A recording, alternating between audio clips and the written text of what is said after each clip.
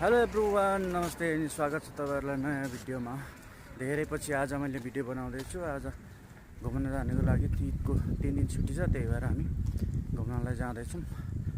र धेरै लामो समय भयो भिडियो नबनाएको, मैले करिब 2 महिना हुन लाग्यो। 2 महिनापछि आज म नयाँ भिडियो बनाउँदैछु। अनि आज सब्जी पनि लिनु छ अनि अलिअलि फलफुलहरू पनि लिनु छ। त्यही भएर साथीहरू आज नयाँ हुनुहुन्छ भने च्यानलमा सब्सक्राइब गरिदिनु होला, सँगै आएको बेल आइकनलाई दबाएर अलमा राखिदिनु होला, ताकि नयाँ मेरो भिडियो अपलोड हुँदाखेरि तपाईँहरूसम्म आइपुगोस् भनेर है त साथीहरू। ल आज यता घाम लागिरहेछ, अहिले बेलुकाको 5 बजिसकेको छ, तर पनि झलमल्लै घाम लागिरहेछ।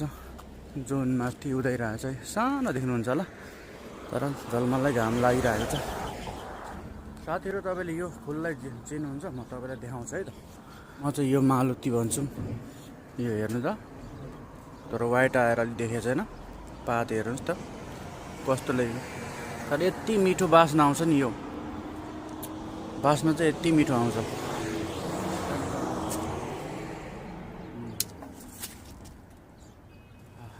कस्तो मिठो बास्ना आउँछ कि यसको बास्ना, दामी आउँछ बास्ना यसको। यहाँ बाटोमा हिँड्दा पनि मकमक बसाइरहेको हुन्छ क्या, बास्ना मजाले मकमक बास्ना आइरहेको हुन्छ यहाँ बाटोमा हिँड्दा पनि। घाम लागिरहेछ, यता हुन्छ घाम, अझैसम्म 6 बजिसक्यो, अझै पनि घाम लागिरहेछ। उतापट्टिको यस्तो छ, कहीँ पनि हरियो त देख्नुहुन्न तपाईँले, हरियो देख्नुहुन्न नि त। केही रुखहरू मात्रै रोपेको पानी लागिरहेको हुन्छ, हरियो देखेको नभए कहीँ छैन।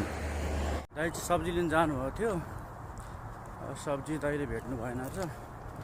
अब म उता गएर सब्जी लिएर आउनेछु। उतामा सस्तो पनि पाइन्छ अनि थोरै पैसामा धेरै पनि सामान आउँछ क्या उतामा, त्यही भएर म चाहिँ अब उता जान्छु। तर एकदमै गर्मी छ क्या अहिले साउदीमा, लास्टै गर्मी छ, एकदमै गर्मी छ क्या लास्टै साउदीमा। त्यही भएर पनि राति मात्रै निस्किनु छ, दिउँसो त यहाँ सबै मान्छे सुत्छ नि त, दिउँसो त यहाँ सबै मान्छे सुत्छ।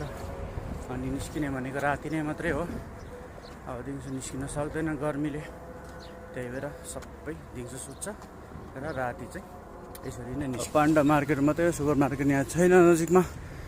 अनि यहाँबाट चाहिँ सपिङ गर्न सकिन्छ, सेन्ट, यहाँनिर कपडाहरू, अनि पान्डाभित्र खानेको सब्जीहरू यहाँबाट यो रेट्याक यहाँ धेरै महँगो छ क्या यो रेट्याकमा। यहीँनिर भनेको क्या साथीहरू, यो राति चाहिँ अलिक रात परेपछि एकदमै झलमल्लै बल्छ होइन।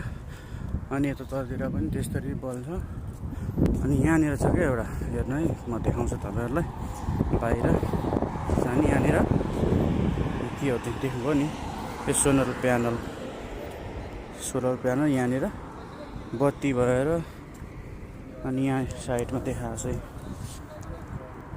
के देखाएको छ त, वाइफाईहरू, ब्लुटुथहरू, चार्जहरू सबै यहाँ गर्नु मिल्छ साउदीको। यहाँनिर चाहिँ सबै कुरो गर्न मिल्छ। अब तर मैले चाहिँ ट्राई गरेको भएन, ट्राई गर्नु खोजेको केही पनि भएन, सबै त्यो राखेको मात्रै हो, देखावटी मात्रै हो कि जस्तो लाग्यो। अनि मैले चाहिँ ट्राई गरेँ अस्ति नै, भएन। तर यहाँनिर पानीहरू राखिदिइरहन्छ क्या प्रायः जस्तो, यस्तो बस्ने ठाउँमा। यहाँ त छैन बस्ने, माथि छ। तर पानी यो गर्मी महिनामा चाहिँ अरू त्यो अलिक धनी मानीहरूले पानी राखिदिइरहेको हुन्छ क्या यहाँनिर चाहिँ। सानो बोतल, त्यो 1 रियल 1.5 रियल 50 पैसा पर्ने खालको पानी सानो राखिदिइरहेको हुन्छ कि यहाँनिर, यो पर बस्ने ठाउँमा। मजाले यो चट्ट काटेको छ, तर राति भएछ, अब बेलुका भएपछि त राम्रो देखिँदैन नि त, लाइटमा मात्रै हो। अब हामी जाने तल, यो टावर देख्नुभएको छ, अब टावर देखेको ठाउँमा हामी जाने। अब त्यहाँ तल जाने हो।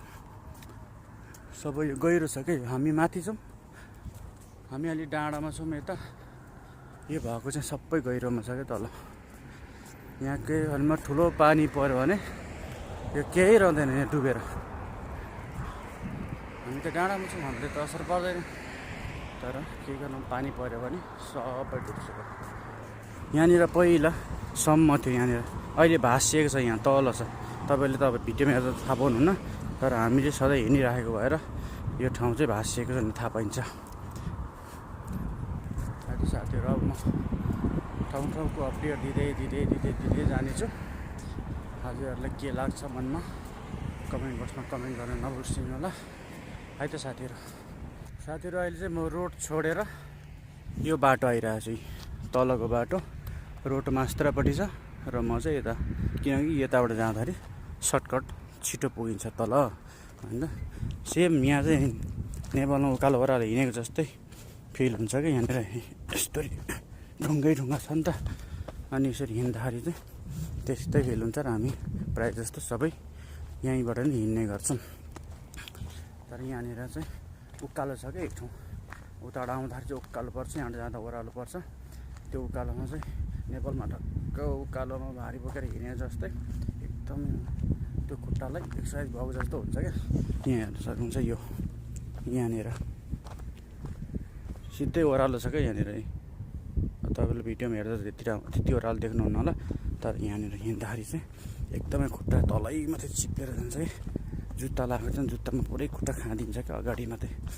यहाँनिर चाहिँ पुरै यो डोजरले माथिबाट खनेर अनि तलतिरपट्टि यो झारेको माटो हो क्या। साथीहरू म चाहिँ उता बजार आइपुगिसकेँ। अब हाम्रो सब्जी किन्ने ठाउँ यहाँनिर होइन, यस्तैतिर सब्जी किन्ने ठाउँ यहाँ पर पर्छ। म चाहिँ यहाँ आइसकेँ। अब सब्जी किन्छु। साथीहरू सब्जीहरू किनेर पनि फर्किसकेँ। अब हेर्न सक्नुहुन्छ यो सब्जी, यति सब्जी किन्नुलाई यहाँ यति टाढो आउनुपर्छ।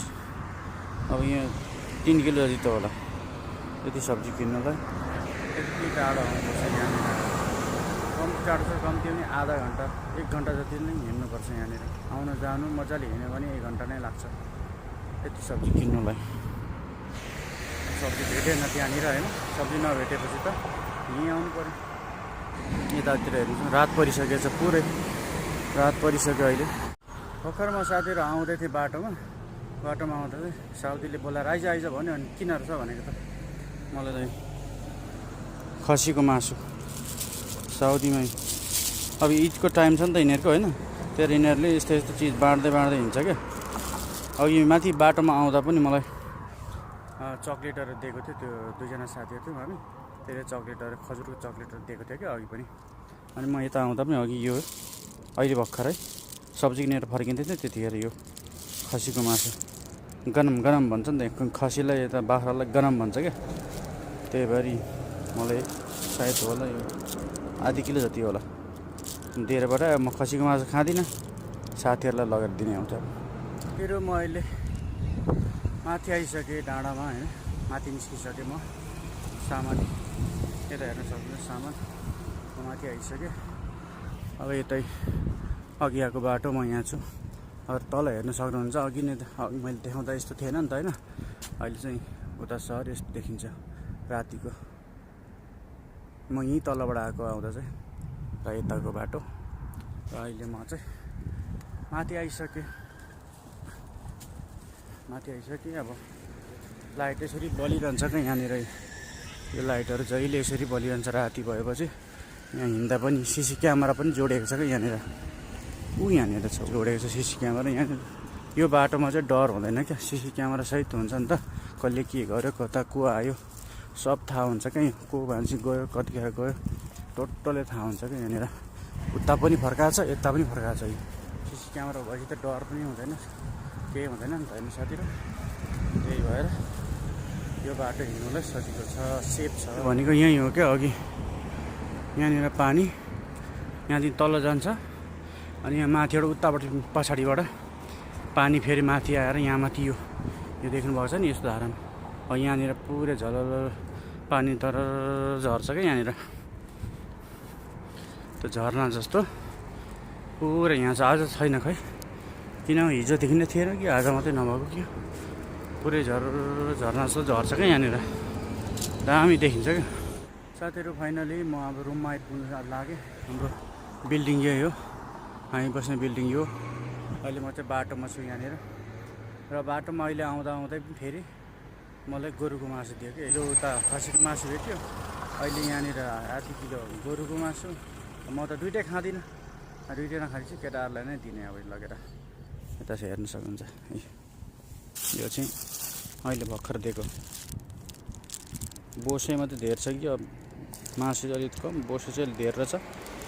त्यो भर्खर दिएको, अघि नै दिएको यहाँ मुनि छ। आज त 1 किलो जति त भेला भयो होला। 1 किलो जति त दुईवटा गरेर 1 किलो जति त भयो गाइज। अब रुममा आइपुग्यो मेरो, यहीँनिर रुम। म अहिले बाहिर बसेर भिडियो बनाइरहेको छु है त। सामान पनि ल्याउँदा ल्याउँदा 2 चला भयो पुग्नुमा। मैले 10 ठाउँमा त बिसाउँदै आएँ होला क्या। 10 ठाउँमा त एकैचोटि बोकेर आउनु नसकेर हात कले गरेँ गर्ने त, हात खाएको गर्ने। 10 ठाउँमा त मैले बिसाएँ होला क्या। साथीहरू म रुममा आइसकेँ भर्खरै।